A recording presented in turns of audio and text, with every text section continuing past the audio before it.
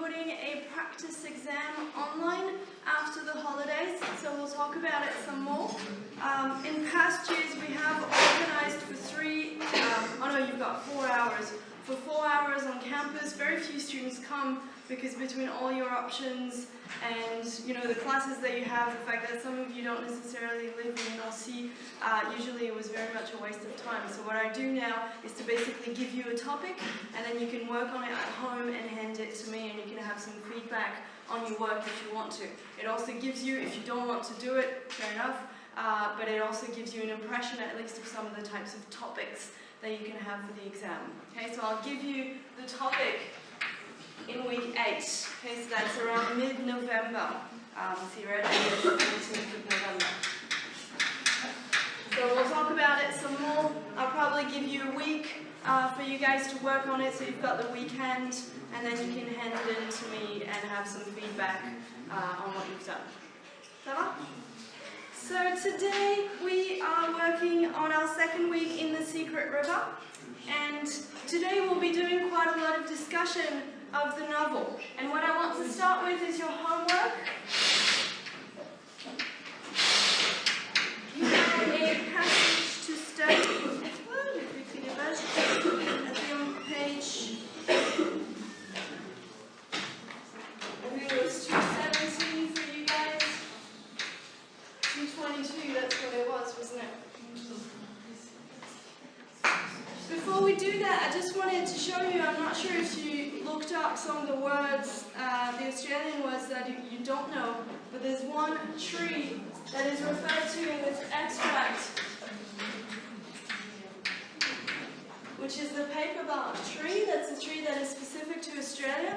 It's a tree, as its name says, whose bark looks like paper a little bit. So this is what it looks like from far and from up close. Paperbark trees look a bit like this. They've got their barks like this, and they basically shed their barks. Okay, so the barks fall off. You've got big chunks sometimes in the streets or in the bush of that. This is what it looks like normally. Okay, so and then you can see bits here where the bark usually basically sheds off. So I think there are a number of references where Dick goes next to the paperbark tree. Okay, so and the other reference that is used is a reference to black boy.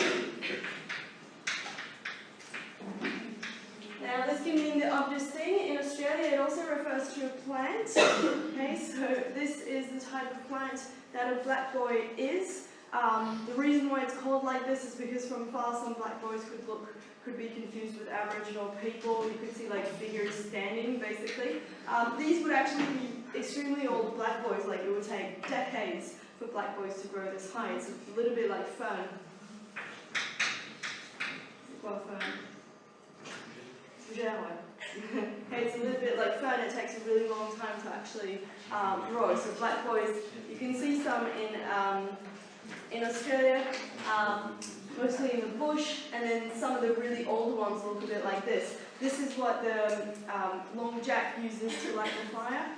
I'm not sure if you saw this. Alright, so on this beautiful image, let's have a look at what you guys found for your homework. I asked you to work to think roughly about authority of communication. Don't you press up?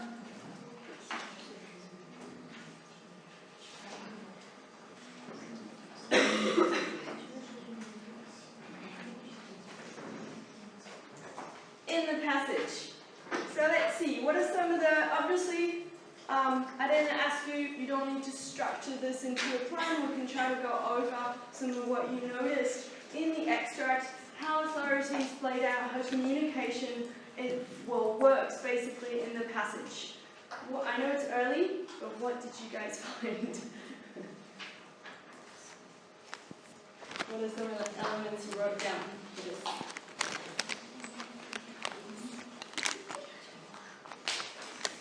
Well, Williams tried to have the, he thinks he's the leader one, the way he talks to his wife, he talks to his kid, Dick, and the way he talks with the long jack is so different, and it has this authority. I don't know how should I explain this, but it's just don't know. How can I say it?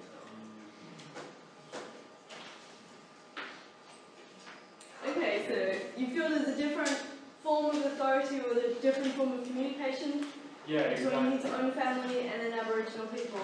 Yeah, I mean, when the father saw his kid was playing with those kids, he was so angry the way he talked to his kid and the way the mother reacted to that. It's so different. The way of communication. The mother was so sorry in front of this husband when the husband was talking to his wife. It wasn't that, you know. Okay, alright. I don't know. Okay, I guess we can start from this impression.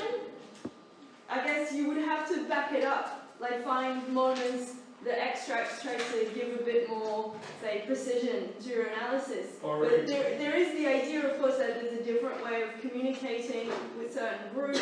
Of course, if Dick had been playing with some kids, some white kids, there wouldn't have been that much of a frustration from Sal and Will. So basically, you also need to think about this, about the gaps that are present in this extract. Okay. Or when he talked to the blackjack and he said, "This is me. My name is Juan Miguel," and he just tried to show that I'm a human, but you're like worthless. Your name even is not your real name. It's the name that I give to you. Okay. All right. Cool. What else did you guys find? We've got the issue of the name and all that. Yeah.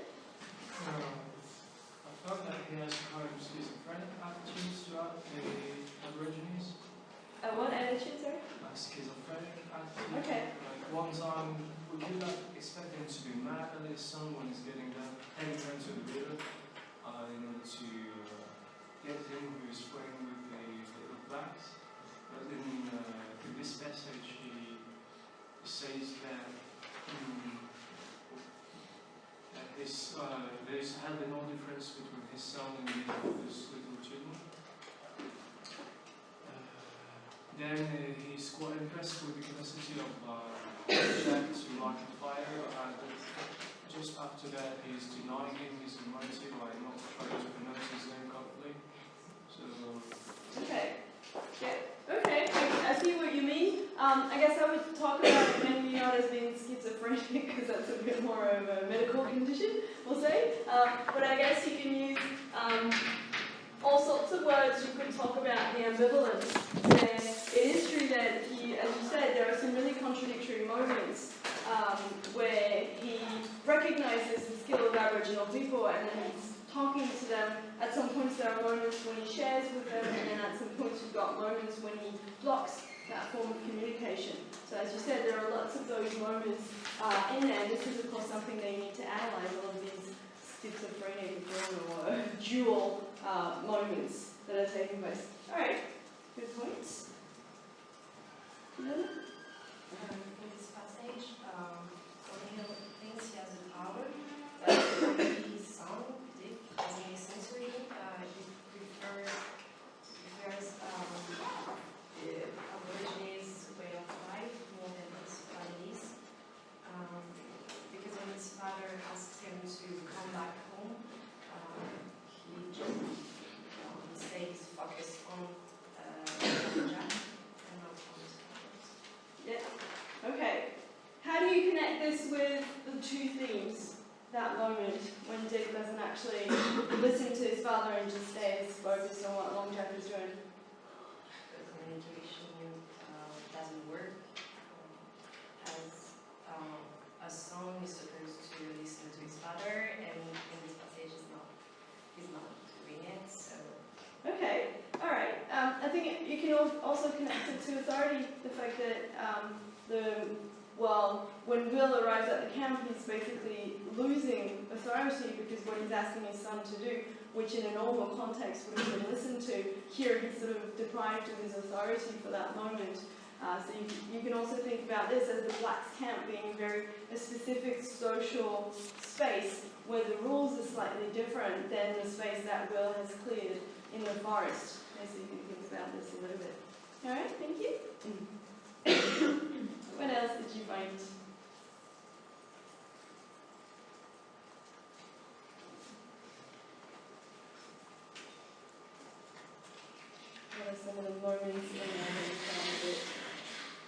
specific.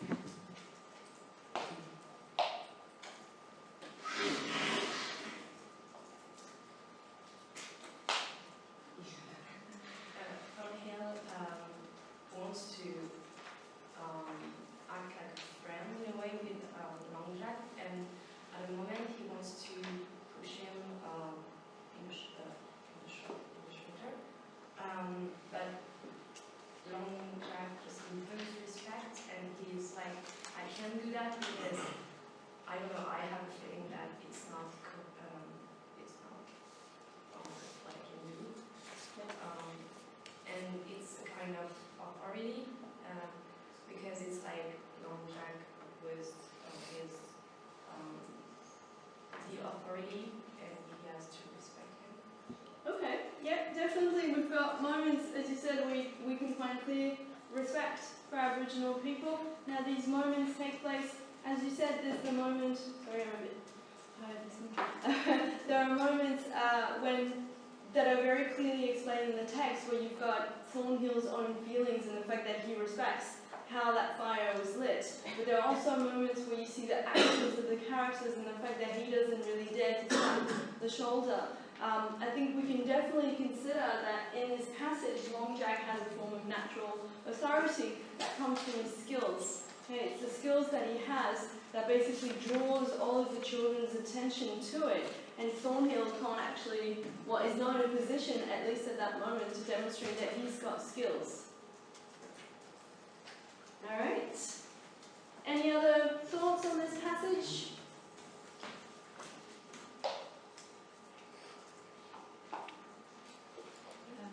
He's curious about them, but he also threatens them directly, saying that soon enough they complete evangelism. We see them as inferiors and something that has to be dealt with, that they need to get rid of. Yeah, pretty much. I guess we can connect this, as you said, back to the ambivalence. On the one hand, he tries to communicate. As you said, at the end, he completely turns around the way that he talks to them. He almost was in a position to communicate, and at some point he realizes the shared humanity that he has with Aboriginal people. And then at the end of the passage, he turns around and he basically, as you said, threatens them. He also discusses the fact of getting rid of them as something as being, as you said, mere objects, something that has to be dealt with, something that has to be gotten rid of. Yes. Okay, good point.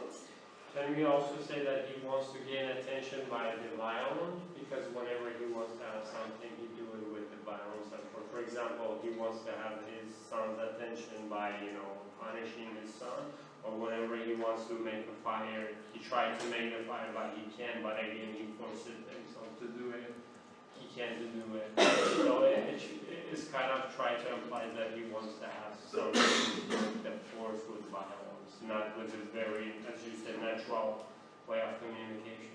Yeah, definitely. I think we can definitely say this. It is true that there's a moment when he feels, when he arrives, he feels a bit dispossessed of his authority as a father because he loses it. And then he's obviously impressed by what's happening, and he tries to regain a form of authority at the end, as you said, through, here this is verbal violence and an allusion to the violence that is to come. But you can also see that here, basically what Grenville is trying to do is show the psychological mechanisms of Thornhill trying to regain authority. And as you say, the way that he tries to regain authority in this passage is through violence. And this is how he regains authority over his land, how he stays on his land at the end of the novel, through the final massacre. So you can see that what Grenville is trying to do, we talk about this quite a lot today, is trying to explain the psychological workings, how a normal man could actually commit that massacre, the steps, the stages that exist in the novel. So we can take this passage as one of the stages towards that violence, as you said. I guess he's also not sure himself what to think, because there's a passage where it says that their skin isn't black, just as his skin isn't white, and basically they use the same. Yeah. But he still still want them to be gone. Yeah, it's very contradictory. How can we explain this contradiction? Because there's a lot of ambivalence in this passage. How do you guys explain this? The fact that on the one hand he's got that moment where he realizes there's a common humanity, that these kids are all the same, they're all fascinated by the same thing, and then there's that detachment. Maybe because he's an easily influenced character. He's what, sorry? An easily influenced character, like he's suggestible. He has to be surrounded by, it's not faced with migration is to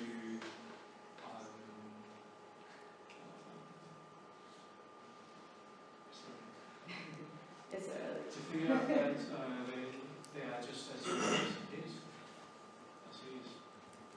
He has to be surrounded by white settlers to behave like white settlers. Okay. Yeah, definitely. Yep, you know that? No, you can. No? Yeah, definitely. I guess we can connect this ambivalence to the fact that there's a lot at stake for Will. That is, on the one hand, I guess those moments when there's a shared humanity is him reacting as a human being, and then the violence that he shows is over basically the fight, the symbolic fight that is taking place, because Will is trying to get a grab on the land. What's keeping him from having that grab is the presence of Aboriginal people. So he's very much torn between the two. Okay, the possibility of sharing with Aboriginal people that common humanity, and the fact that he actually, for him to get that land fully, he needs Aborigines to be gone. Okay, so basically Grenville is trying to stage the conflict that you have when you want the land, and the cost of wanting that land is getting rid of the native populations. Okay, so she's really trying to show that.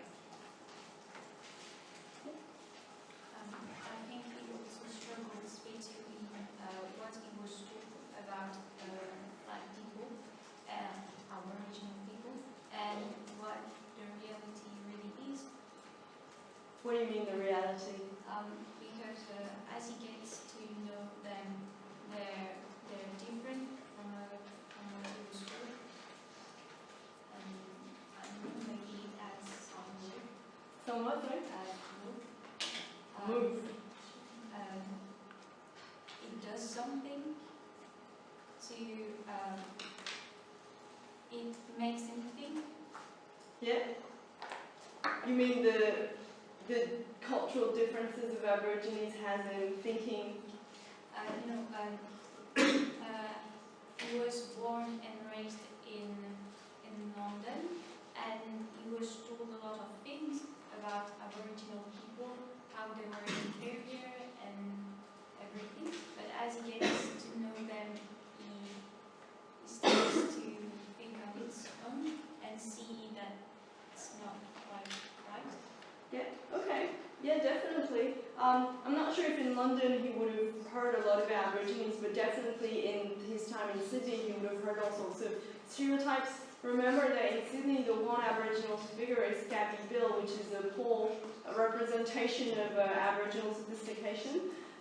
So you can also think about this and the fact that, as you said, once he's confronted to the reality of the Aboriginal population, Aboriginal culture, he realizes that they are not this simple. They actually have a lot of skills, and that a lot of the images that he has are actually quite wrong.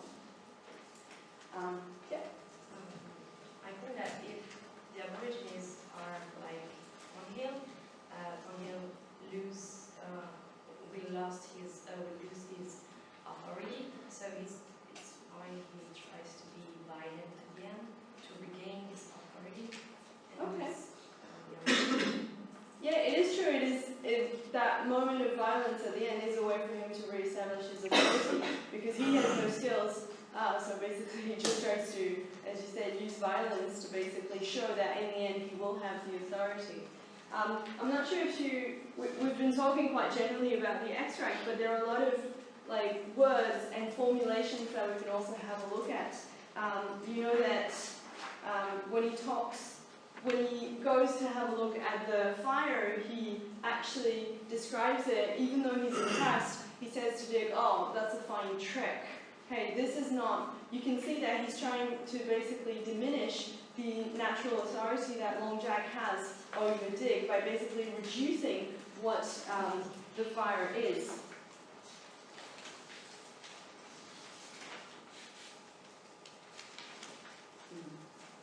Right, he says, my word, but that is a good trick. And it's the same, if you have a look at the way he actually addresses the Aboriginal man, he actually addresses him as he was addressed by the gentry. He actually lowers the status of the Aborigine by the way in which he addresses him. In particular, he says, when he gives his name, he says, it ain't you, mate, it's me that's Thornhill. Obviously, if you're speaking to someone that you respect and that you don't know, you won't be calling them mate. You know that this is a very common word in Australian English, mate. Everyone calls each other mates. But basically, this is a level of language that is, colloquial. So basically, here you can see the type of language that is being used that reflects his way of trying to assert his authority by reducing the achievements of Long Jack, by trying to assert that he's superior to him.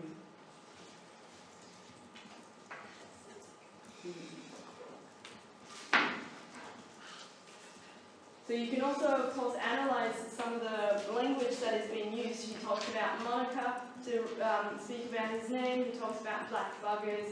He says that he's as black as the bottom of a kettle, etc. All of these are marks of lack of respect that show basically what we've been talking about.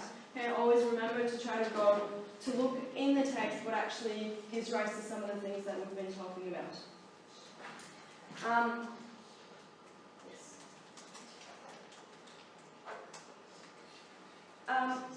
Where are we? Sorry, I'm a bit lost today. Okay.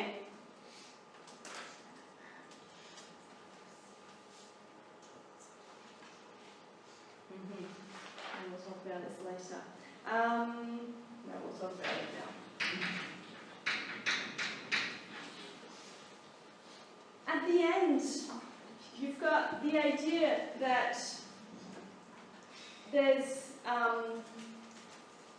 you've got this idea that Thornhill feels that he's been made fun of by Long Jack, and basically that he doesn't know what's happening. You've got all the kids laughing at something, he doesn't know what is being said, and he feels that he's not quite managing the situation. So he tries to regain authority by laughing, and then he tries to regain authority at the same time by saying the things that he said.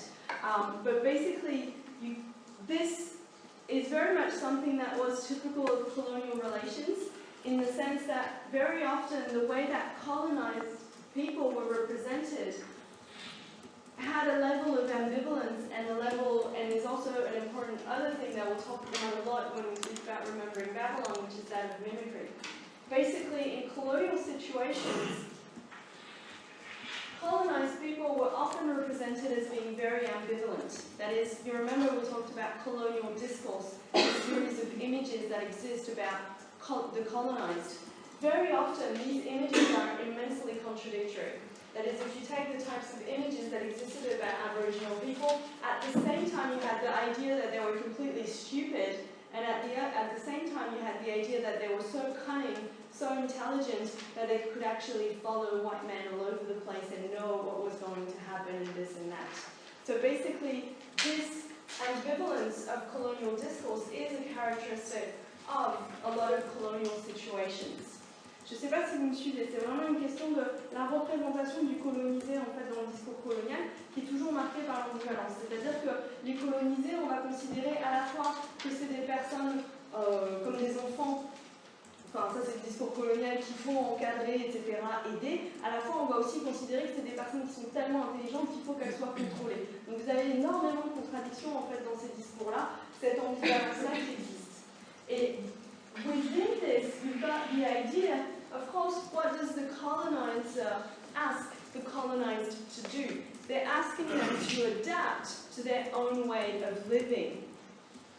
And when the colonized imitate the colonizers, there's often a gap which opens where there is imitation, but there's always the suspicion that there is mockery within that.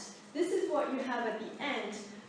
It's also a lot of what you have, this is what you have at the end, the fact that Thornhill suspects that there's a little bit of mockery of what Long Jack is actually doing. The fact that he doesn't quite understand, so he feels that there is a form of communication, but that there's basically a gap between what Long Jack does and what he actually understands. Okay, so this imitation of the colonizer and the gap that people feel, the really uneasy gap that they feel, is referred to as, through that term, mimicry.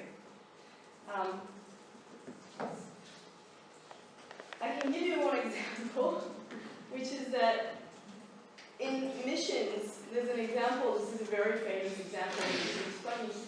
In a mission in Australia, there were Aboriginal people that were taught basically religious dogma. And these people were taught God loves me, so you would have the priest that would say God loves me to signify me. And it was found out that a lot of Aboriginal people were actually singing in their own language, God loves chest on the hair, because this is what the priest was doing. Now, of course, there's probably a bit of mockery from the Aboriginal people at the time, but you can also see that through imitation, you've got this possibility for a gap, and therefore for parody to actually take place. Vous me suivez? D'accord? Vous verrez? Quand on travaille sur Remembering Babylon, c'est beaucoup plus clair la façon dont vous avez cette forme d'imitation qui est souvent un petit peu décalée et qui révèle en fait la fragilité de l'autorité du colonisateur. D'accord? C'est tout l'intérêt, enfin l'intérêt, toute l'ambivalence, si vous voulez, de ce concept-là. Alright, a final point that we can make about this extract, I'm not sure if you noticed this, but a lot of the authority in the passage actually goes through the gaze. That is, who Dick is looking at, who Will is, or what Will is looking at, etc. Okay, so the gaze is a very important element in this extract where you can see basically, yes, that Dick is giving his attention to Long Jack and he's not actually looking at his father, and this is what destroys basically the feeling of authority that Thornhill has. Okay, it's through that it's constructed in the extract. Ça va? Alright. So, what's this? Oh yeah. So, today I want to speak a little bit about settler colonialism in the Secret River. We've talked about what settler colonialism is. The idea is to try to see how this is addressed in this novel.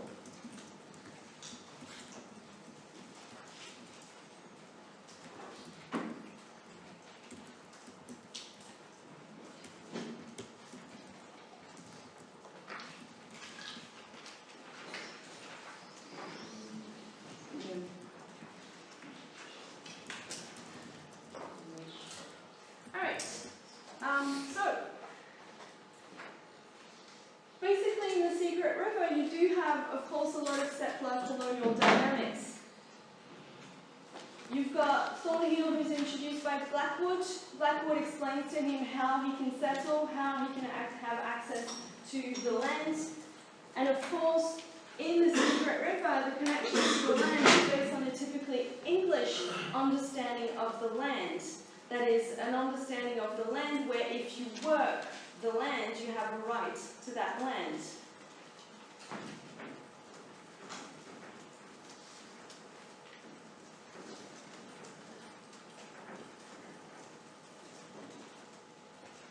This is what basically, you remember that Australia was colonized under the legal doctrine of terra nullius. This was of course based on an English understanding of property. The fact that nomadic people were not seen as having any right to the land because they were not working that land in a European sense. Okay, so you definitely have the opposition between the two uses of the land in the Secret River. One use that is more nomadic, but of course Grenville shows you that Aborigines are in camps, that Aborigines are coming back to certain places, that they have an attachment to their land. Okay, so she is also trying to break down some of the images that existed at the time. She does show that Aborigines are not nomadic in the sense that they have no connection to the land, just that they migrate depending on the season.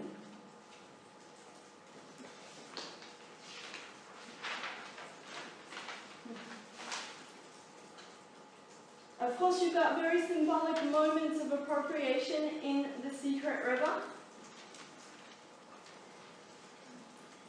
In particular, you've got symbolic moments where Thornhill basically takes possession of his land. Now, I'm not sure if you remember, there's a moment when he actually goes up the hill where the fish is drawn by Aborigines. This is a very important moment. How do you guys interpret this moment? That moment where he sees the fish and the hope in the rock. What does that moment symbolize?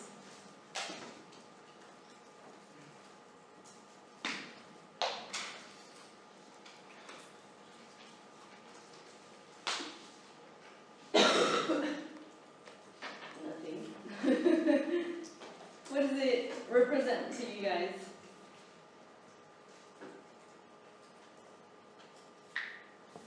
The fish.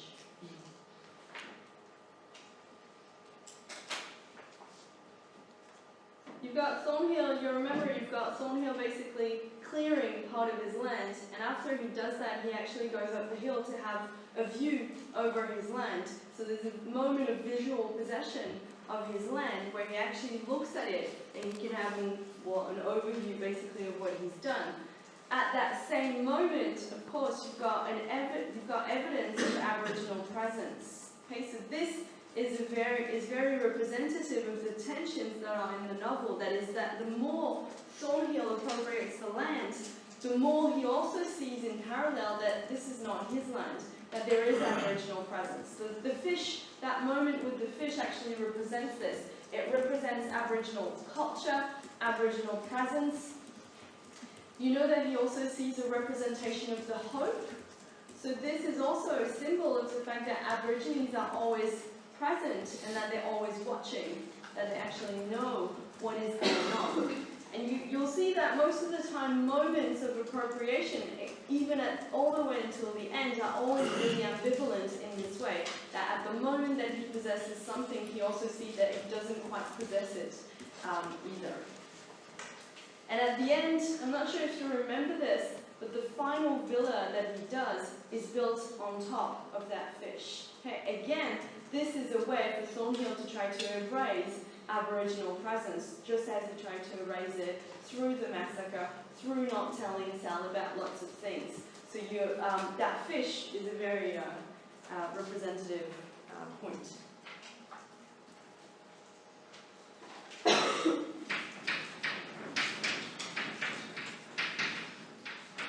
In the novel, you also have an evolution of the way in which the names that are used to refer to Thornhill's place. Okay, this is Thornhill.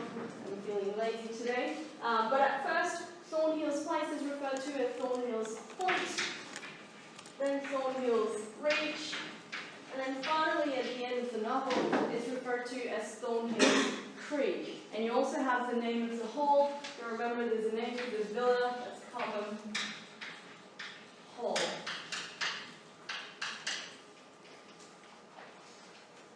So obviously a point is smaller than a reach, okay, which is a larger area, if you want, where you can land boats. And of course a creek is a much larger area as well. So you can also see in the names that there is increasing presence on the land by Thornhill. All the way at the end of the novel, you've got a lot more presence than you had before.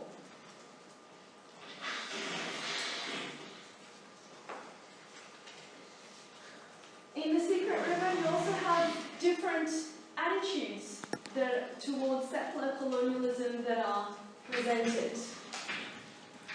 You've got the attitude by Blackwood, whose attitude is to give a little, take a little. And of course, at the other end of the spectrum, you know that you have people like Smasher. And in a way, the whole novel is about Thornhill trying to situate himself between those two extremes. He never actually fully understands what is supposed to be give a little, take a little. I'm not sure if you understand the scene where he goes to see him and tries to actually grapple what this could be, give a little, take a little, give a little, and he doesn't actually understand what form this could take, and he also refuses to give in exchange for taking. And of course, you can see that as the novel progresses, there are moments where he could have gone this way, but at the end of the novel, of course, with the massacre, is more on the side of Smasher. Well, at least his actions are on the side of Smasher.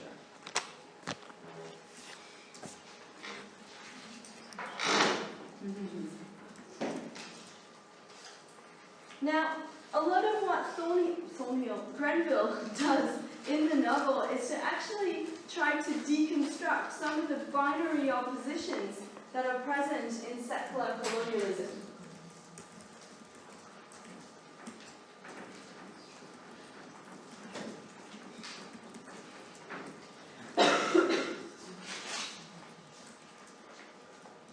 So we've talked about colonial discourse. I'm not sure if you remember this point, but the whole point of a discourse, of any form of discourse, is to make that discourse seem natural. Okay? It's to naturalize the oppositions that exist between groups. So in settler colonialism, what you have in the discourse of settler colonialism are a series of naturalized antitheses or natural differentiations. Je vais laisser écrire.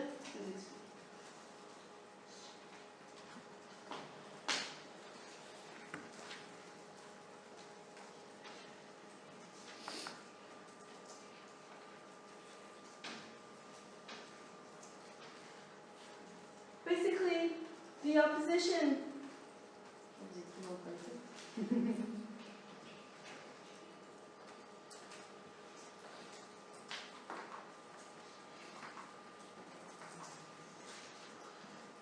Basically, the opposition that you have in colonial discourse against the colonizer and the colonized is culturally constructed. Okay? It's the result of a social and historical situation. But these oppositions are present in the discourse as being oppositions that are natural, that is, that are not culturally constructed, that just exist as they are. D'accord? C'est tout le mécanisme de n'importe quel discours de domination. La domination, il faut qu'elle soit représentée pour être utile comme étant une domination naturelle. D'accord? Si vous expliquez pourquoi telle élite, dans n'importe quelle situation sociale, elle est au pouvoir, elle y est parce que historiquement elle a réussi à battre les personnes qui ne sont pas au pouvoir, d'accord? Ça ne permet pas à cette élite de rester au pouvoir. Pour rester au pouvoir, une élite, elle a besoin de présenter sa place comme étant légitime et sa place comme étant surtout naturelle et normale, d'accord? Coulant de source. Donc dans un contexte colonial, dans un contexte de colonialisme de peuplement, il y a quoi? Il y a une opposition créée culturellement entre deux groupes, colonisés, colonisateurs. Cette opposition, c'est une opposition qui est culturellement construite. Ce n'est pas quelque chose qui existe naturellement, mais c'est quelque chose dont le colonialisme de peuplement a besoin. Il a besoin de cette opposition pour pouvoir exister. Et bien sûr, cette opposition, dans le discours, elle est présentée comme étant naturelle. D'accord? Donc ici, vous avez naturalized antitheses, c'est-à-dire que vous avez des oppositions dans le discours colonial entre colonisés et colonisateurs, notamment par exemple primitifs, civilisés, des choses comme ça, qui vont exister, d'accord? Et qui vont être là en gros pour justifier le statu quo, d'accord? C'est-à-dire la domination des colonisateurs sur les colonisés. So do keep in mind the importance of the natural dimension of these oppositions, okay? Natural antithesis, natural distinctions. So in particular, we can mention this opposition. Savage versus civilized, which traditionally, of course, in settler colonial discourse, you guys know this, where you've got the native populations that are associated with a savage way of life, and the colonizers that are associated with a civilized way of life. Now, all of these oppositions are questioned in The Secret River. What are some of the moments that show that the settlers are not necessarily the most civilized, and Aborigines are not necessarily the most savage in The Secret River? What are some of the examples that you guys can think of? Comment s'est déconstruit cette idée-là dans The Secret River? Can you say the example of the extract that you read before? I mean, like, You can, if you want. you know, as you said, they try to represent the Aborigines as a savage because they don't veer called as the mother said, as the South said to their son. you shouldn't play with them, they are savages because they don't wear clothes, they are naked. So they try to show them they're savages, but on the other hand, the long jacket is made fire, as you said, they are not that stupid or that uncivil, they are, civil. Yeah, okay. Definitely, in the extract we've seen, as you said, we've got the presence at the same time of the discourse that these are uncivilized, that Dick should be wearing his breeches, and that for that reason they're more primitive. On the other hand, they know how to make fire. If you remember later in the novel, Thornhill actually tries to make fire in the same way and fails miserably. So there is also this, Grenville also reinforces the fact that these are very difficult skills to master, so the Aborigines are actually quite good at this. They're very sophisticated in how they use fire. How else do you feel that this is deconstructed in the novel?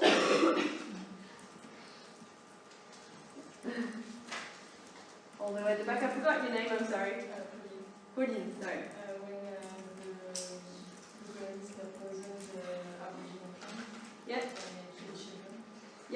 Yeah, definitely. You've got a degree of being savage or being not too civilized when you've got that very wild poisoning at Darky Creek. What else can you think of? There are moments when Thornhill realizes they're not so much different. For example, there's a moment when he's surprised they have the same blood, for example. Yes. Yeah, definitely. So you've got, as you said, this is deconstructed first by inverting the things, so showing that the settlers can be savage, showing that Aborigines can be civilized. As you said, there are also moments when she tries to show that this opposition doesn't actually exist, that you have a common humanity, that Thornhill is sometimes struck by the fact that these oppositions don't actually exist. What else can we say is not too civilized from settlers? We've got the poisoning at Darky Creek. Kidnapped a woman and raped her. Yeah. And it's not. We are often told that Aborigines or native people raped women, but finally in the book it's the neither. Yeah.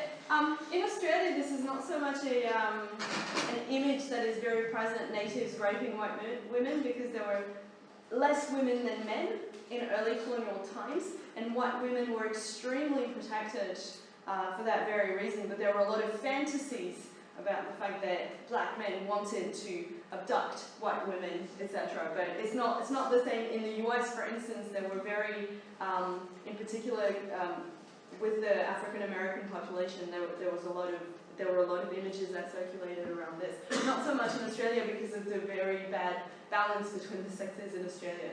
But yes, as you said, Smasher is the example of the savage settler. There's nothing civilized about anything that he does. There are lots of examples in this in the novel. The first thing that he sees from Smasher is that body that basically hangs, the Aboriginal body that hangs from next to his property.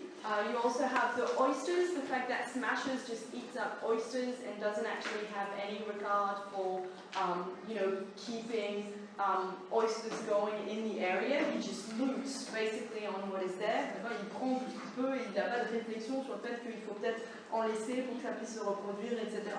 And you of course have the image of the woman that they abduct in the final massacre as well. He's one of the most violent people. In fact, he's the only white that dies in the final massacre. Okay, so this is quite representative as well of his violence towards others. So very, very much savage.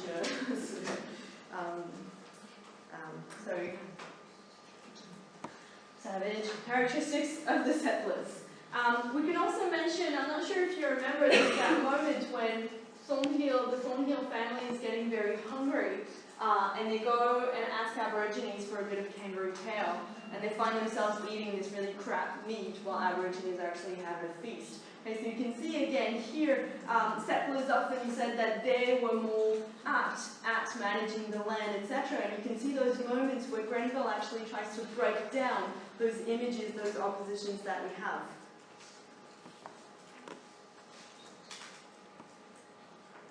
I'm not sure if you picked up on it either,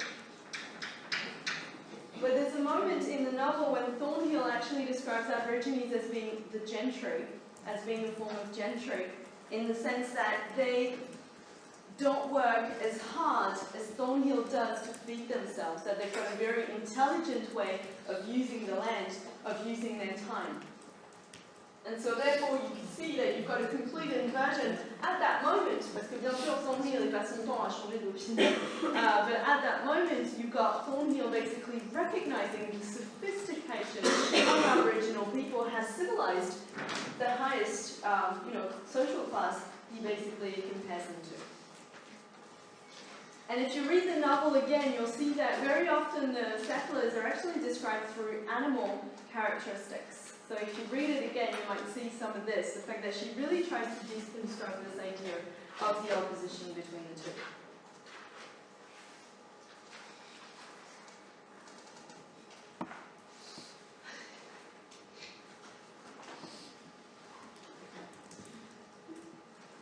There's also another idea that is dismissed in the novel.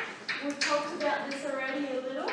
The fact that Terranolius is actually questioned in the novel. The fact that Aborigines do not farm the land at all. You know that when Thornhill arrives, you can see that there's a patch that is actually cultivated with the yam daisies. This is what I showed you last week, the little yellow flowers.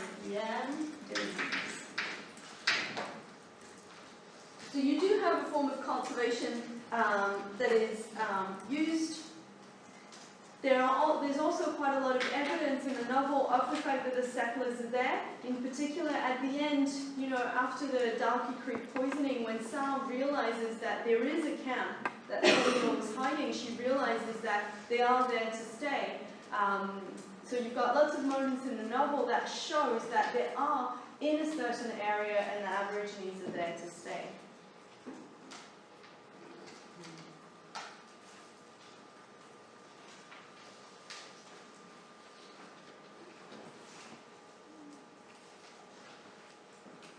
You also have quite a lot of common points that exist between Aborigines and settlers in the novel, in the sense that some of the stereotypes that exist about Aboriginal people, for instance, the fact that they stole food or that they stole, for instance, animals.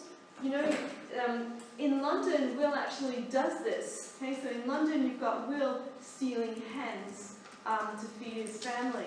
So you can see that in the novel, the London childhood of Thornhill is actually used to show, basically, some of his early life shows the fact that some of these oppositions should basically not be used. In particular, you also have the idea of alcohol. You've got Scabby Hill that drinks alcohol. Obviously, this was a common stereotype about Aboriginal people. But the other side of the coin is that it's actually whites providing alcohol to him and whites making money from alcohol so that they are able to settle on the land. Okay, so you can see all of those moments that actually question some of those really established stereotypes.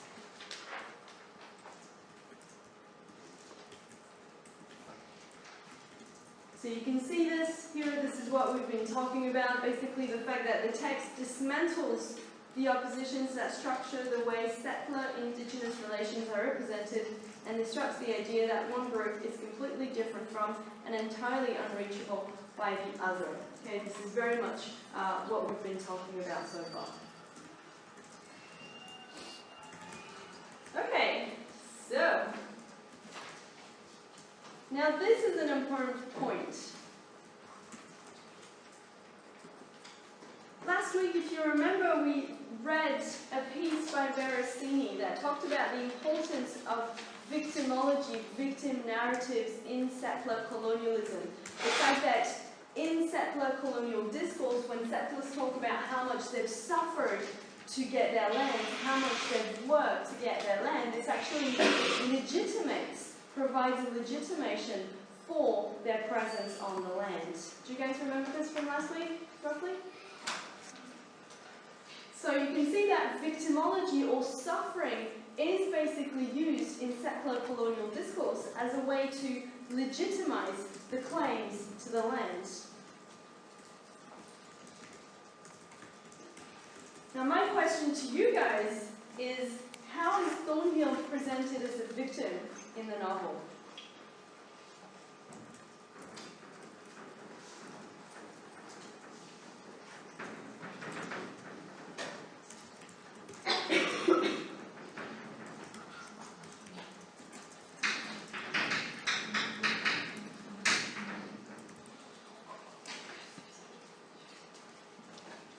That he goes through lots of hardship again, comes to this year, he lost his parents, he was poor, he fought for his life, and then he became this monster.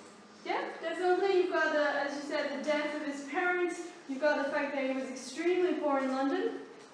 What else? The fact that his poor will lead to a kind of revenge online when he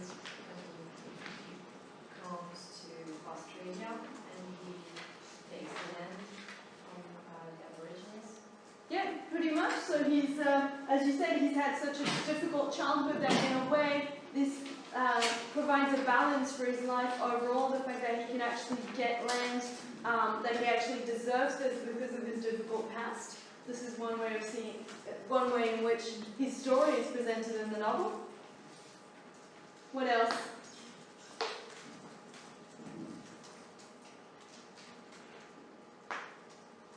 It shows he works out to cultivate his land, but he doesn't get it. Yeah, definitely. You've got a lot of sections in the novel that explains how very hard he works. Okay, so there's a sense that he deserves what he gets at the end.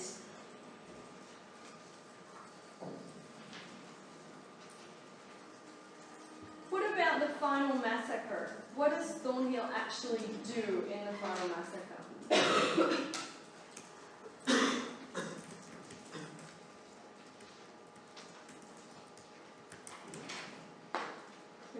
doesn't kill him. He kills one person. But it's not his fault. Who does he kill? He kills Whisker Harry. After Whisker Harry has killed Smasher.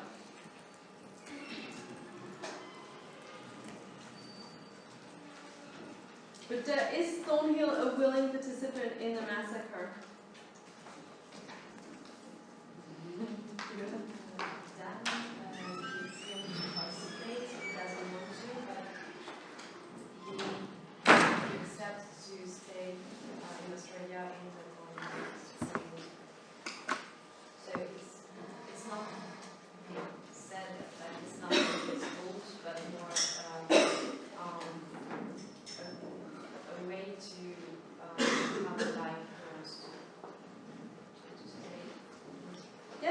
Definitely, as you said, the justification for the massacre is not presented in the novel as being one about wanting to kill Aborigines. This is presented as him choosing the land and trying to secure a good future for his family. It's him giving priority to access to the land, and to get to that land, he unfortunately has to kill and help others kill people. Okay, so you've got this idea. In a way, Thornhill doesn't do much in the massacre. He's actually if you're dragged into it because he's got the hope. Okay, this is how it's presented in the novel, and this is a lot of what created debate in Australia, because basically Thornhill participates in the massacre, but he's super nice. There's a lot of emphasis in the novel about how loyal he is, how good a father, how good a husband he is. Okay, so on the one hand, he's represented as a really good character. On the other hand, his participation in the massacre is just because he's got the hope. And during the massacre, he's not actually particularly active, except for the fact that he kills Whisker Harry. That's it.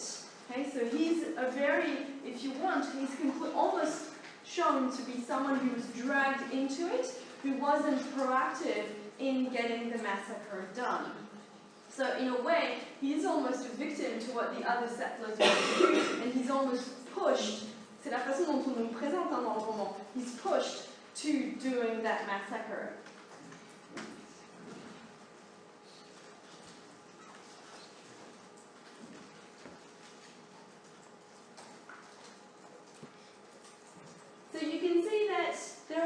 of things, the Secret River is focused on Thornhill, and there are actually a lot of things in the Secret River that show him to be a victim.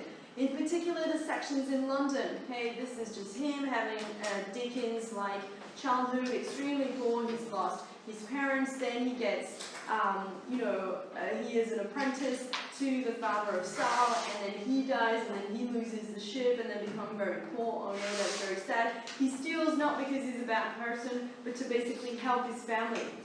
What I'm trying to get to is that Grenville makes a lot of excuses for her main character. D'accord, c'est quelqu'un qui vole, mais oh, c'est pas de sa faute. Et puis c'est quelqu'un qui tue des gens, mais c'est pas de sa faute non plus, il avait le bateau.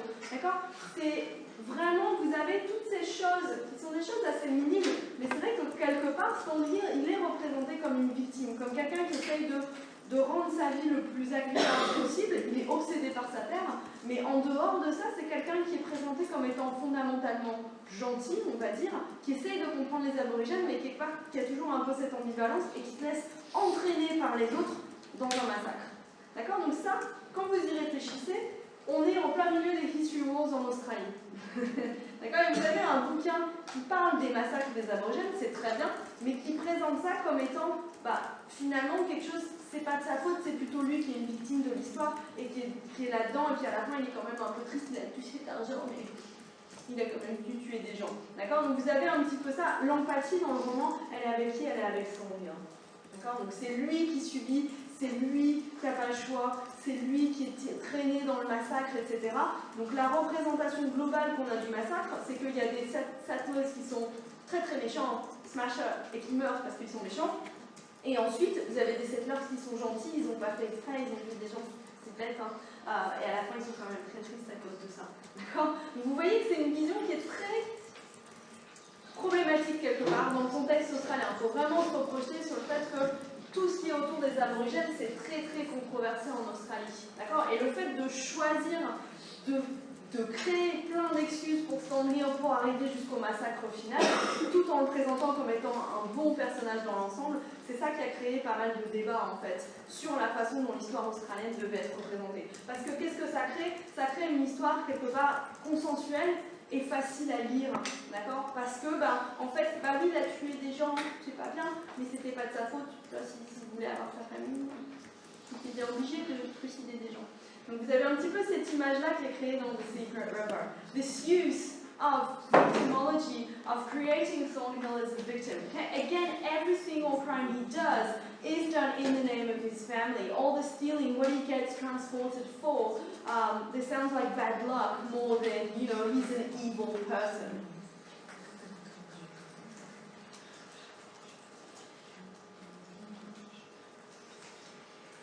Ça va? I propose that we take a short break. See you in 5 minutes.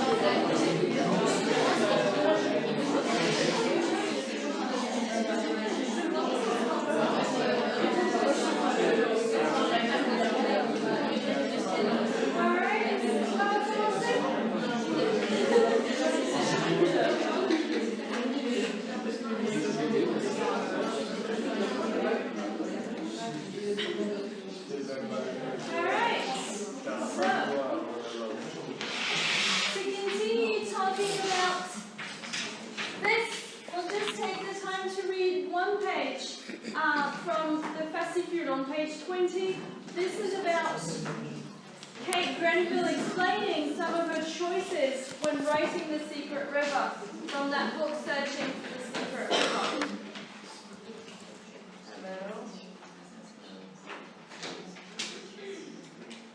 Where is it?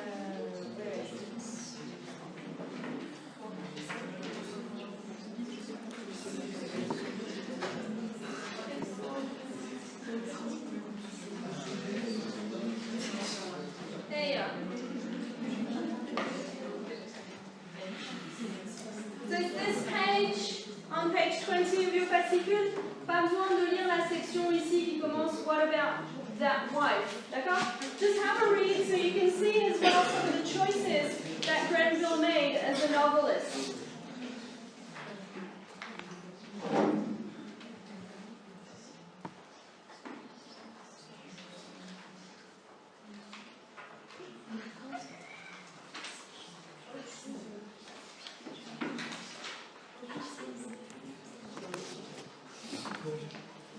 In the fascicule.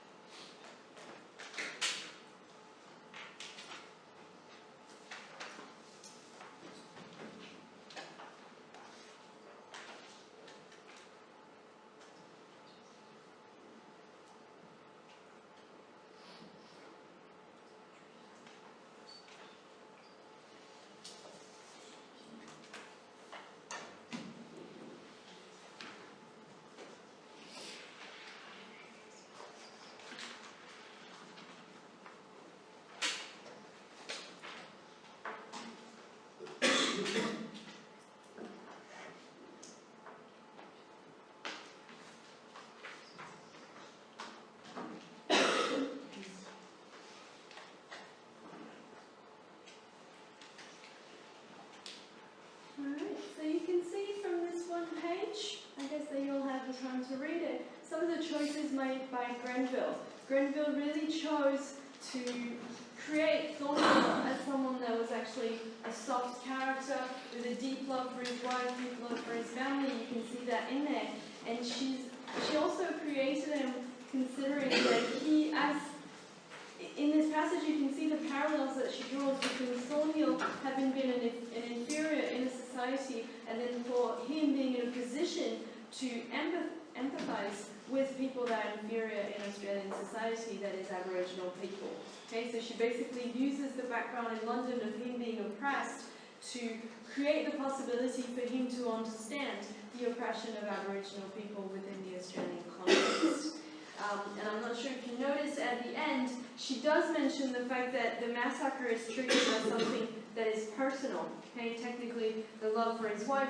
Honestly, to me, when I read The Secret River, I find it's mostly selfishness that triggers the final massacre rather than the pure love for his wife. He would have brought her back to London if he actually truly wanted to have her happy. But you can see here that what she considers in the final massacre to be the trigger is a personal problem.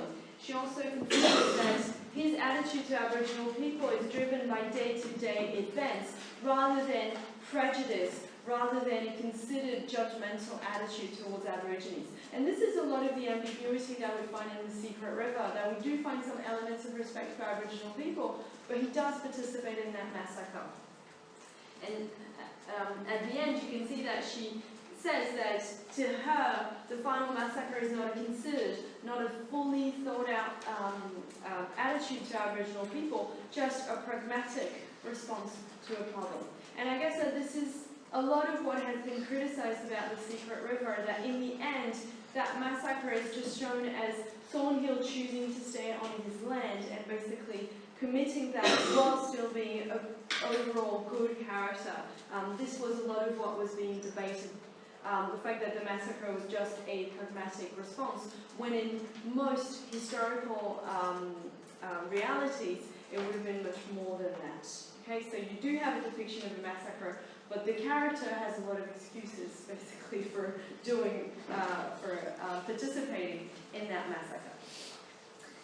So I just got you a little video of Grenville, it's very short, it's about a minute or two, explaining some of the fuss around The Secret River. So this is the interviewer, she looks a bit like Grenville, but it's not Grenville. So we'll just listen to a couple of minutes, let's have a look. All right. Detail. I wonder whether we could talk about what happened since one of our last conversations about your work, which seemed to ignite a sort of another round of history war talk in a way, not between the black armband and the white blindfold schools of history, but between historians and novelists about who could tell the story of history. It was something that surprised me. Did it surprise you? It completely blindsided me, but I think we have to get this in proportion. It was actually two historians. There are many historians in Australia, many of whom have told me that they actually set The Secret River on their courses for their students to read as background reading. So, storm in a teacup is my attitude to it. Clearly, nobody has a monopoly on the past. Some people might like to. We all have something to offer, I think. I wonder, because I saw the epigraph of the new book, which says, it does not follow that because a mountain appears to take on different shapes from different angles of vision, it has objectively no shape at all, or an infinity of shapes. E.H. Carr, tell me about why you used that. Well, E.H. Carr was a historian in the 30s, 40s, I'm not quite sure, but I came across this quote and I thought, this says precisely my feeling about the whole notion of exploring the past. We all have something to contribute. Each one of us has a different perspective. At one extreme, I suppose, are the scholarly historians. At the other extreme, I suppose, are people with family, oral histories, legends, which may or may not be true. Somewhere in between are the memoirists and the fiction writers like myself. So it seemed to me that what he was saying was, let's have a big, generous take on this. There are many perspectives, none is right, none is wrong. They all add to the truth. Story of the teacup, you say, but I wondered whether it affected the way you thought about and even wrote the new novel. Did you have historians behind you, looking over your shoulder? In the beginning I did, because the comments were so vitriolic and kind of personal, they really took me by surprise. They were not at all what I had, and also incredibly inaccurate. They badly misrepresented what I had said about my work. So that kind of astonished me and knocked me sideways, because I have the most enormous respect for historians. I studied history at university, so it did knock me sideways. But the thing about the novel, certainly about Sarah Thornhill, is that very short way into the process, it simply becomes a private endeavour of such passionate need to know and joy that all else is forgotten, mercifully. Alright, so you can see that some of the debate that took place around the Secret River was triggered actually by historians, and historians who basically criticized Grenville's way of representing history from one side, from one perspective. Okay, and in particular, some of the choices in depicting Thornhill as a victim. So this was what a lot of the criticism of the novel was about. And from some historians, not just two, as she said, a little bit more in Australia. But of course, this is a much larger debate about whether or not novelists have a responsibility in, towards their national histories when they write. Okay, this is in the end fiction. They can write whatever they want, and they don't necessarily have a responsibility to represent history. In terms of a sensitive topic, however, a lot of Australians do consider that literature has a responsibility to try to bring communities closer, to try to reconcile Australia. And some people have argued that The Secret River, while trying to be really complex, actually just favours, the right position in Australia. So, try to see what you guys think about it, but have this in mind. Just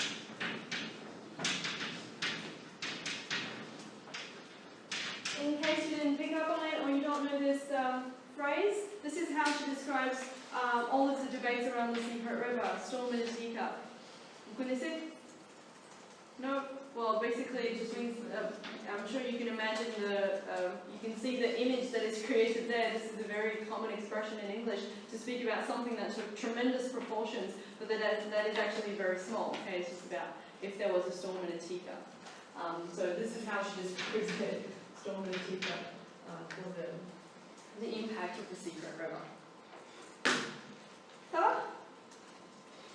Alright, so what I want to do now is try to have a little bit of group exercise and to think about this. Ah ben non, je l'ai écrit sur mon PowerPoint, je ne vais pas me fatiguer.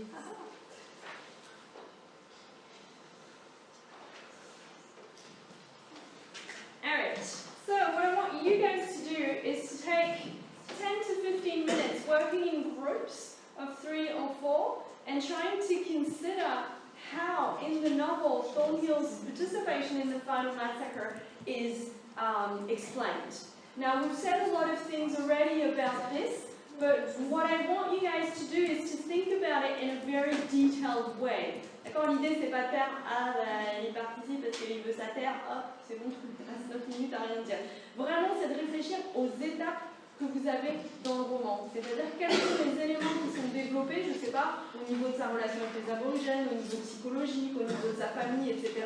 Essayez de retracer ensemble toutes les étapes, tous ces petits moments qui font qu'on arrive à la fin du roman vers la possibilité de ce massacre, à expliquer pourquoi il y participe. D'accord? Donc essayez vraiment, la raison pour laquelle je vous fais travailler à plusieurs, c'est que vous puissiez, vous ne savez pas toujours la totalité d'un roman tout seul, vous puissiez vraiment essayer de réfléchir à tous ces petits moments clés où Thornhill, ça explique pourquoi il accepte de participer à ce massacre final. Ça marche?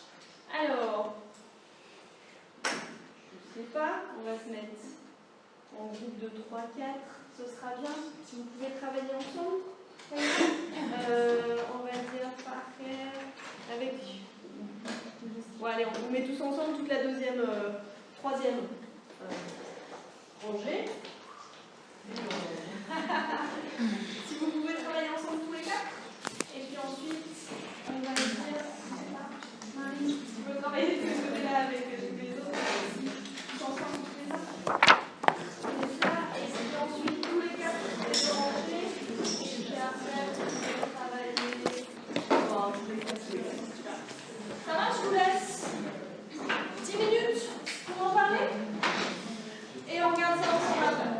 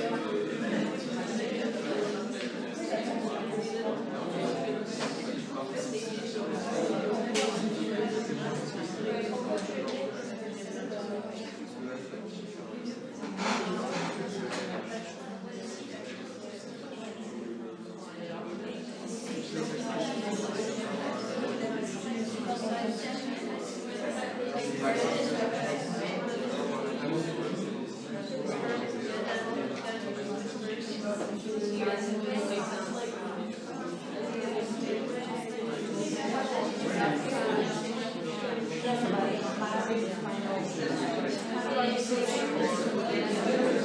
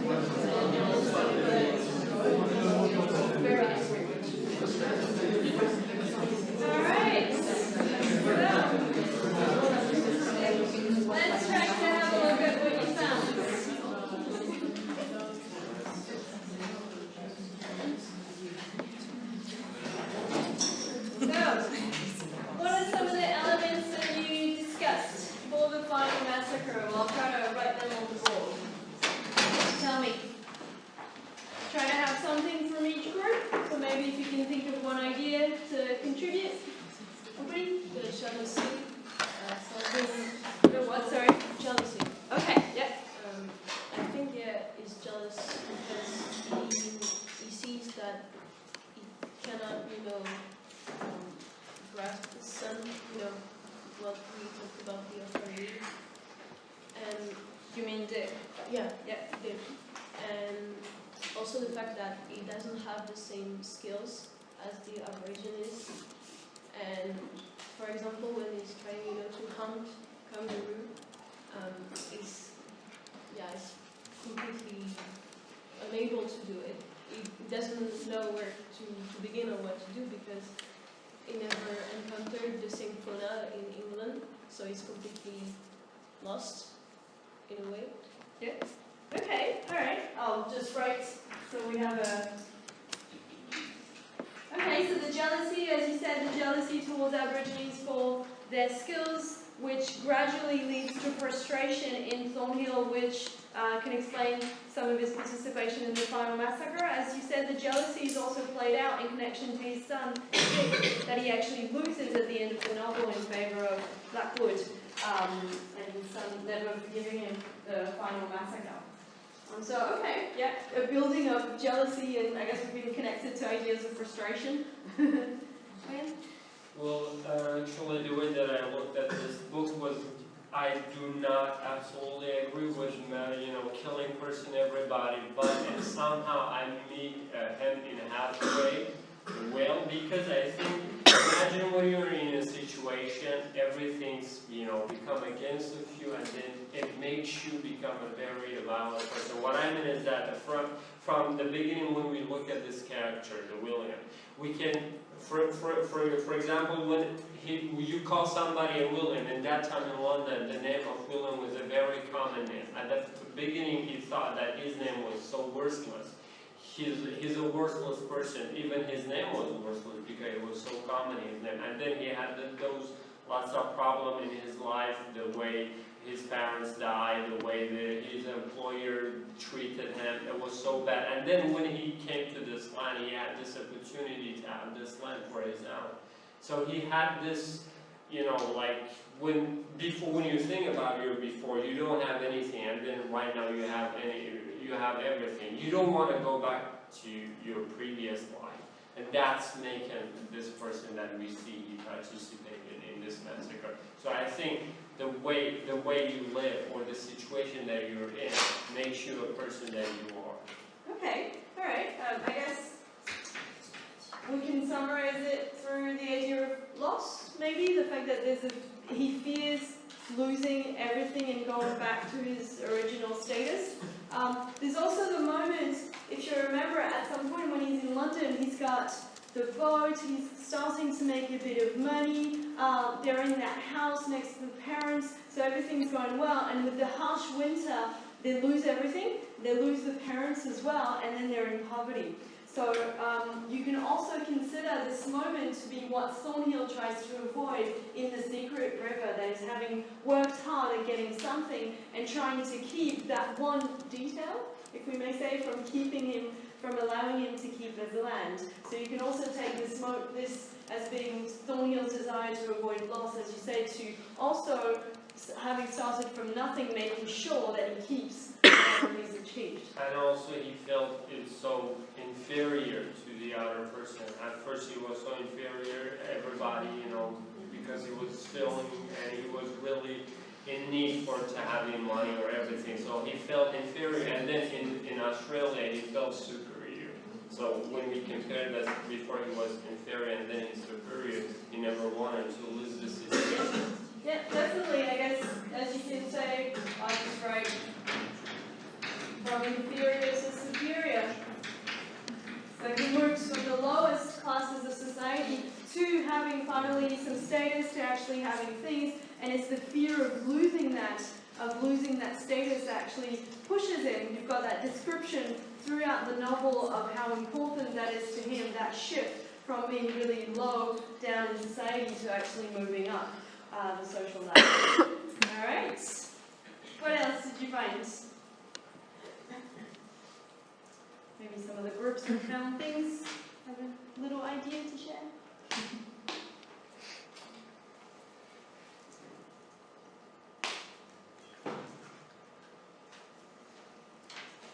Luna? He fears the reaction of the others if he refuses to participate to the massacre, because he's the only one to have a vote big enough to take everyone. And if he refuses to help, people will criticize him and maybe even kill him, as they are ready. I know they are ready to kill the Aborigines, and they are already ready. So maybe he has to protect his reputation in a way if he wants to stay. Okay, I see what you mean. I guess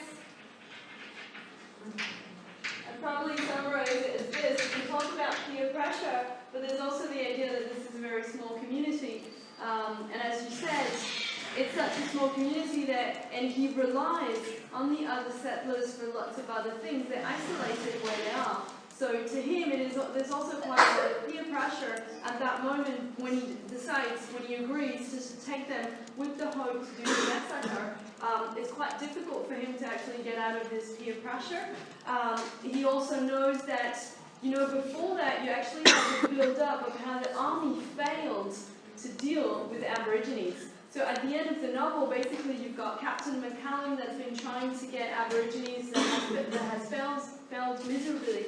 And therefore, the one option that seems open to settlers is to actually take the matter into their own hands. So in a way, you can see this as being something that triggers the final massacre. The fact that they feel isolated, they're a small community. If they want things to go right, the government, the army hasn't been able to help. At some point, they need to actually do something to be proactive about it.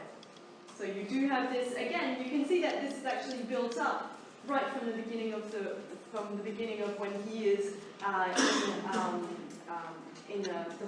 the Hawkesbury. You've got this build up of running out of solutions basically to try to ensure that they keep that land. Qu'est-ce que vous avez trouvé au fond? Des idées? Peut-être des moments, des épisodes dont vous avez parlé? There's a pattern in the book that every time Foggy loses control of the situation, he becomes violent, like his son, or when the Aboriginal people take corn from his field. So in the end, he's really losing the situation because his wife wants to leave, and he found love there, I think, was killed by the Aboriginal, so it's the only way he can keep his one. Yeah, pretty much. As you said, you do have this, we had an example there in the extract that we studied before of him turning to violence as a response. And this is actually a lot of what you have in the novel when he responds. In particular, you remember when he floods his kid, he also turns to violence. You've got when he first meets Aboriginal people and he slaps them on the shoulder, and you've got the retaliation that comes from the black man. You've got lots of those moments, as you say. In the novel, we can see that systematically his response when he's in a situation of being threatened or when he's at threat of losing something, he's going to respond through violence. And at the end, of course, you've got the corn that is stolen, and you also have the corn that is burnt. And there, he's got that threat, and he also has the threat of Sal leaving, and with that double threat, he sort of goes into that extreme violence. So you can also see how the mechanisms for violence are set up in the novel right from the beginning. Alright. What else did you find? There are lots of things we can say.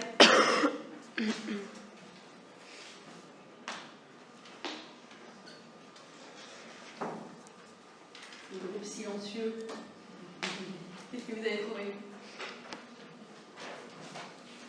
What are some of the things that you discussed?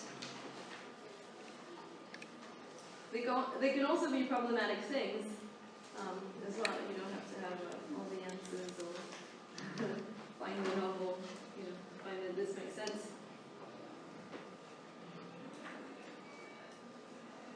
Nothing else? Okay. There are lots of things whole novel works towards that final massacre. All of it, his childhood, everything that happens in Sydney, everything that happens on the Hawkesbury can actually be connected to the final massacre. So this is quite a difficult exercise to do. But as part of other things, what you guys mentioned is really important. There are lots of other things that we can mention. One that we can mention is how Aborigines are depicted in the novel. I'm not sure if you remember, but the first time he sees Aborigines on the Hawkesbury, he's on the Hope, well, what then becomes the Hope, he's on the boat, and what he sees are basically really small lines of fire, of smoke, and so they can see evidence of Aborigines, and Blackwood tells him that Aborigines are always there, and they're always watching. And this motif is actually recurrent throughout the novel. Il y a toujours cette idée dans le roman que les aborigènes ils sont là, ils voient. Et en particulier, vous savez ce dont on parlait, la pierre avec the Hope being represented symbolizes the presence, the watchfulness of Aboriginal people. And so this is actually built up in the novel, the fact that Aborigines are able to be invisible, yet they see what the settlers are doing. Actually creates a feeling of constant threat, of constant insecurity. And if you think about it, every time there's a moment of violence by Aboriginal people, the spears, quand ils plantent les lances autour de la tente de Crone, they never see Aborigines doing it. Okay, so there's this idea that Aborigines are around, but the settlers never control, never fully see what they're doing. So this actually enhances the feeling of threat that they don't see, but they know Aborigines are out there. Sounds like sci-fi. But, you know, you can see, you have this feeling of oppression that is built little by little. You also have a moment, lots of moments when Thornhill meets Aborigines. We can talk about the ambivalence of Thornhill. Every time he meets Aborigines, there's always a gesture towards Aborigines and then the refusal to actually go into communication. For instance, he goes see the Aborigines at some point and he refuses to try the yam daisies. Ça, c'est un moment symbolique, d'accord? C'est-à-dire qu'il pourrait avoir accès à une connaissance de la terre basée sur celle des aborigènes et il refuse en fait de goûter. Il refuse jusqu'au bout de goûter ça. Donc vous avez toujours des moments où il tend une main vers les aborigènes, il est presque à s'en rapprocher, il voit l'humanité commune et à chaque fois il se retire et à chaque fois il choisit en fait souvent de les réduire, de les inférioriser. On peut lier ça de nouveau à cette idée de supériorité, etc. où lui essaye de reproduire finalement les attitudes qui lui ont été imposées par The Gentry quand il était à Londres. D'accord? Vous avez tout ce parallélisme qui existe dans le roman. You also have some moments where, some climactic moments. In particular with Aborigines, you've got a peaceful relationship, and then this relationship evolves into more and more tensions. As Thornhill sees that they're not leaving, as Thornhill can't actually convince them that this is his land. And in particular, I'm not sure if you remember this, but there's actually the week with the corroboree, where you've got Aborigines doing celebrations, and the whole family think that this is actually almost a war happening, almost a declaration of war, and that they're in to be killed. Okay, so from the corroboree onwards, you've got more and more tension every time they encounter Aboriginal people, all the way to the corn being stolen. Then you've got the attack on Sadduceea and the fact that Sadduceea is about to die. Okay, so it's this climax as well, the fact that Sal wants to leave, combined with the real threat of settlers being killed by Aborigines. Vous voyez qu'au début, on n'a pas ça, on n'a pas d'histoire d'aborigènes qui attaquent les settlers. Et puis au fur et à mesure du roman, vous arrivez à un moment, ça monte, jusqu'au moment où Sadduceea, il expire, on l'emmène à l'hôpital, et là vous avez tout en fait qui culmine. That is his private life, his land, his children, you've got Aborigines and their violence, you've got a settler that has been killed, and then you've got the tip of the iceberg, which is that only Thornhill can allow this to happen through his vote. A final point that I'll mention for today, and then maybe we'll talk about this some more, is the fact that there's increasing distance between Thornhill and Sal. We talked about this a little bit last week, but as the novel progresses, he starts hiding things from her. So the first thing he hides, you remember we talked about this last week, is the hanging of collarbone that was not painless. The other things that he lies are about Aborigines killing settlers in the countryside. He also lies to his children. He hides the yam daisy, says no, nothing has ever been cultivated here. He also hides the spears, etc. So if you look at it, the novel is actually a build-up towards extreme distance between Thornhill and his wife, where he gradually starts lying to her all the way to actually not telling her about the massacre. Okay, so you can see that this is actually a very complex combination of things that culminate in this final massacre. All of those excuses, pretty much. Ça va? Donc bien sûr, l'idée de The Secret River, c'est d'explorer la complexité finalement psychologique de ces décisions. Je vous donne juste vos petits devoirs pour la semaine prochaine. Je vous demande de lire. Je vous ai mis un article sur The Secret River, c'est le document 12. Il est des pages 27 à 38 et je vous demande juste d'essayer de faire un résumé des points principaux qui sont abordés par Sheila Collingwood-Whittick in that article. See you next week.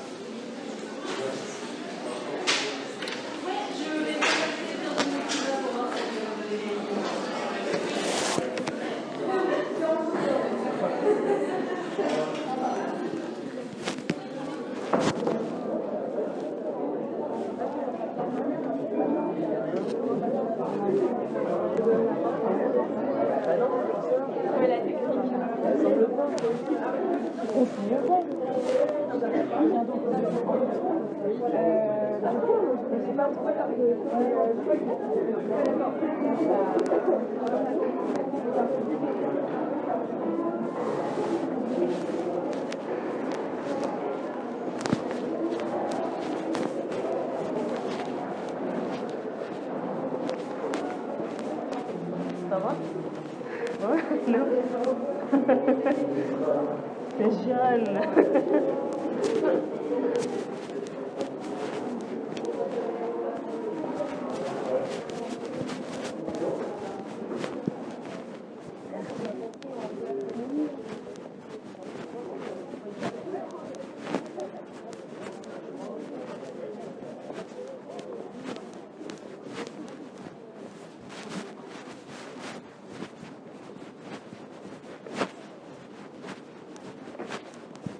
La politique. Il y a dans le salon, non? Encore. Salle, ouais.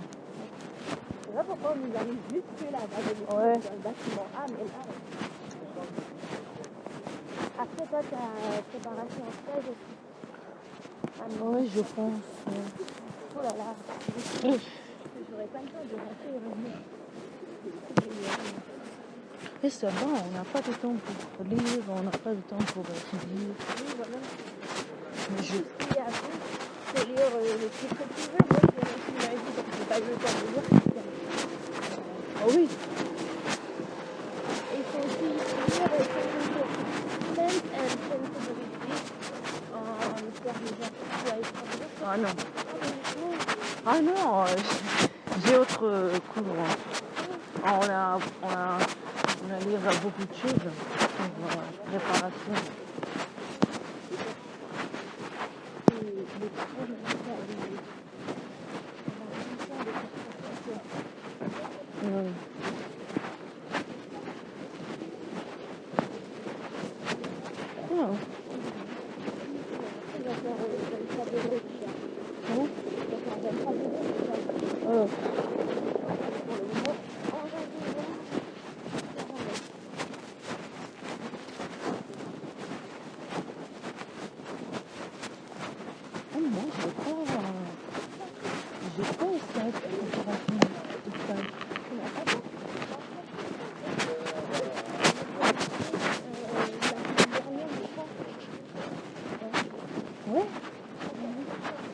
Mais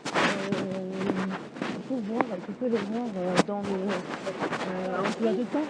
Oui, mais moi non.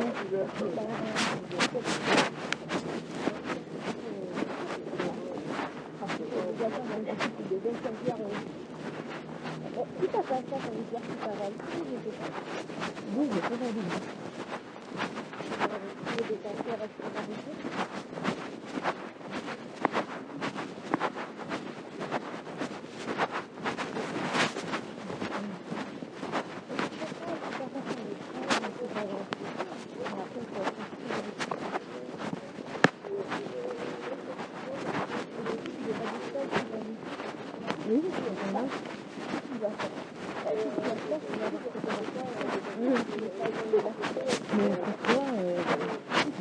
Pourquoi je pouvais pas le voir dans mon emploi du temps.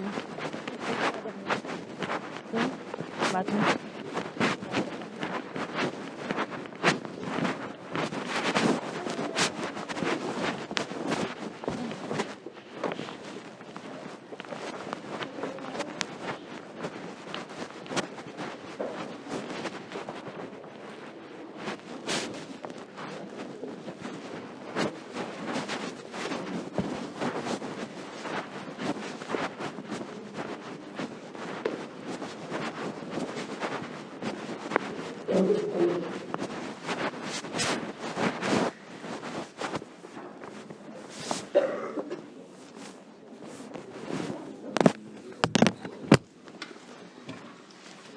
Pauline, ouais, préparation de stage. Ouais. Mais j'ai pas dans mon emploi Ah du bon? temps. C'est bizarre, oui. La semaine dernière, c'était ça. J'avais pas dans mon emploi du temps, c'est pour ça, j'ai pas participé. Ça. Tu vois? Ah merde. Parce que moi je l'ai. Oui, moi je l'ai pas. C'est chelou. Ouais. Parce que c'est vrai, il y a beaucoup de gens qui étaient absents. Oui. J'ai pas. C'est sûr, comme vous n'avez pas le cours qui apparaît. Hmm? Comme vous n'avez pas le cours qui apparaît, du coup, ouais.